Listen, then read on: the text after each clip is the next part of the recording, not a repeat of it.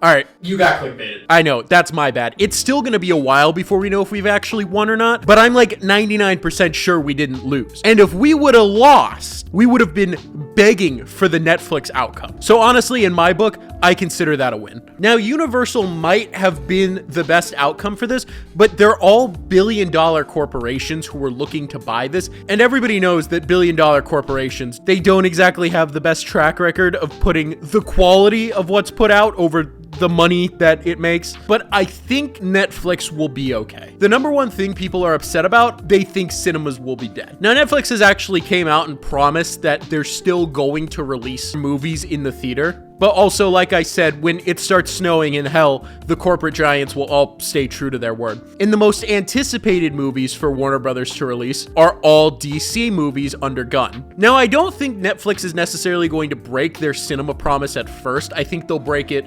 maybe like 4 or 5 years down the road. I think they'll keep these movies in movie theaters for the time being. But hot take, I wouldn't mind the death of cinema. I know, crazy take. Everybody loves to go to the movies. They like to see the theatrical release on the big screen. Turn off the flash, you fucking moron.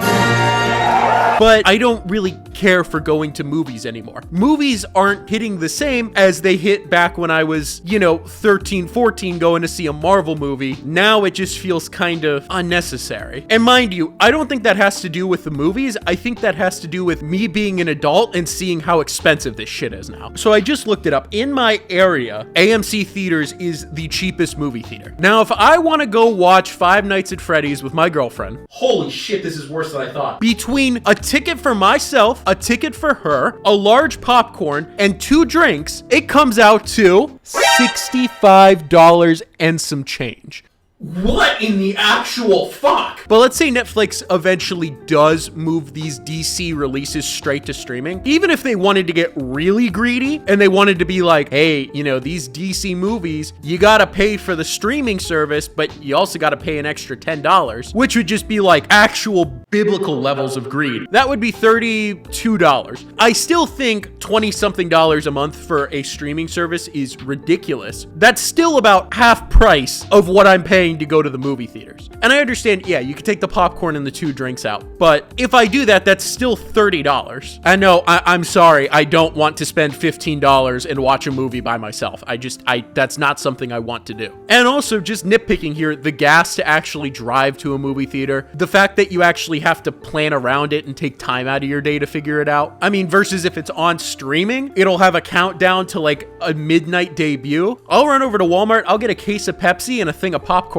for like $8, and then I'll just watch it on my TV. But I mean, if a theater ticket was $8 and a popcorn and 2 large drinks were like $13, that's a completely different story. Then I don't want theaters to die. But $65, dude, get the fuck out of here. I'm so serious. Like, I'm not paying $65 to go watch Five Nights at Freddy's. And from what I understand, FNAF 2 is just like corporate slop anyway, but that's with any movie. No movie is worth $65. And you know what? This is somehow Israel's fault too. And lo and behold, it actually is. Look, I don't like bringing up politics on the channel, but at some point you're gonna have to wake up and be like, maybe Israel should stay the fuck out of our politics. Maybe they should get the fuck out of our nation. Now, I talked about what could have happened at the beginning of the video and why it's good that Netflix got it. Well, it's because basically our other option, because let's be real, I don't think Universal was ever really in the running. The other option would have been, as most of you know, Paramount. An enemy dreadnought has arrived. And that would have been significantly worse than Netflix because of their ties to the government. And you might sit there and think, okay, what does this have to do with Israel? Let me break it down for you. The CEO and owner of Paramount Skydance is David Ellison.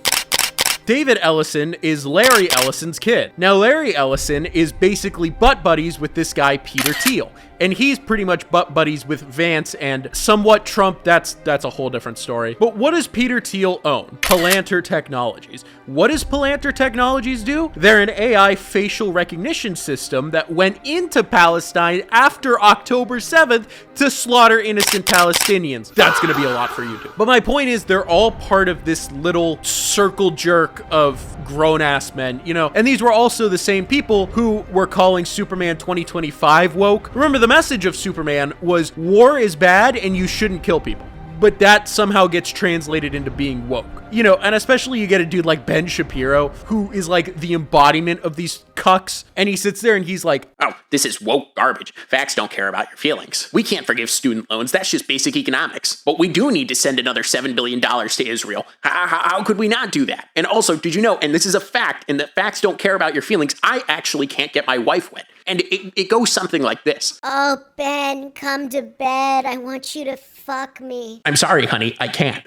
This is a fact, Israel's greatest defender, and I am far too tired from defending Netanyahu and genocide all day on my podcast. I will not pleasure you. And I understand this is why you don't get wet. by the way, the whole thing about him saying like his wife not getting wet, like that's a real thing. That's not like a dumb joke or anything. He actually tweeted that. But anyway, whether you're left leaning or right leaning, I feel like anybody who cares about comic books can agree that Paramount buying it is not the best thing. Because, you know, if you're somebody who really hates woke, which I don't think there are a lot anymore because woke is like dead now. Remember how they tried to like actually put a chick in it and make it gay, right? You think like that's kind of stopped and we're at like a happy medium. If Paramount gets it, it's going to be that, but the complete opposite. I'll paint a picture for you. Oh my God, Superman! You did it. Thank you, No need to thank me, Superman. citizens. All in a day's work. Just always remember, when you take the fight against evil, you...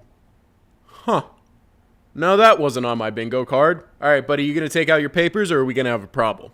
I'm sorry, are you talking to me? Uh-huh. Who else would I be talking to? Well, I don't know. There's an Aussie right there. I mean, I would think that you really think I'm talking to the Aussie? No. Show me your papers.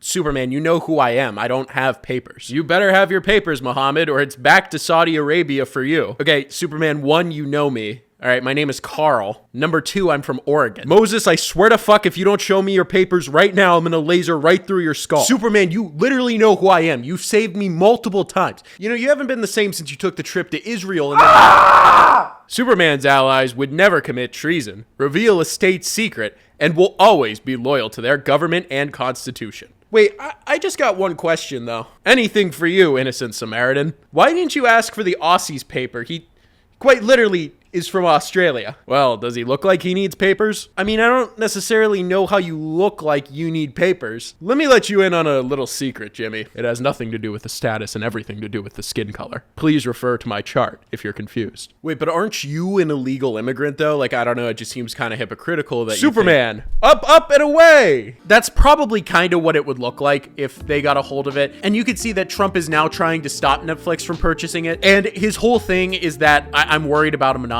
which is like, that's the right answer. You could be worried about a monopoly, but that's not why he's doing it. He's doing it so he can hopefully block it, and then Paramount can get their hands on it. And then they could send the message that, you know, everybody loves, which is that war is good and we should send more money to Israel. It's also worth mentioning that after I got done recording this, Paramount stepped in right to the shareholders with this offer, which is significantly more than what they agreed on with Netflix. Now, legally, Warner Brothers has to review it, but I can almost guarantee you they're not going to accept it. That offer puts Paramount in so much debt, and that's a complete turnoff for all the shareholders. And I explained why Paramount wants Warner Brothers, and their whole power move is that they're in ties with the government and the president. Now Trump is actually saying that he doesn't like them. I don't know, man. The whole thing is a clusterfuck. And the other thing that Paramount would do is they'd probably kick Gunn out, right? Because, you know, they're part of that crowd that didn't like the new Superman. And no Snyderbot 568. They're not going to restore the Snyderverse. The actors want nothing to do with it. But I think Gunn has such a good vision, except for Batman. I don't know why he's so slow on Batman, but other than that, I think he has such a good vision for the future of the DCU, and Netflix is going to keep him in charge for the time being. He signed a contract through 2027, so that'll be nice to keep him there. Hopefully Netflix keeps it, but in a perfect world, Universal buys it. But the other cool thing that not a lot of people are talking about is Netflix is in discussion with Universal Studios to give up that license so we can get like a DC world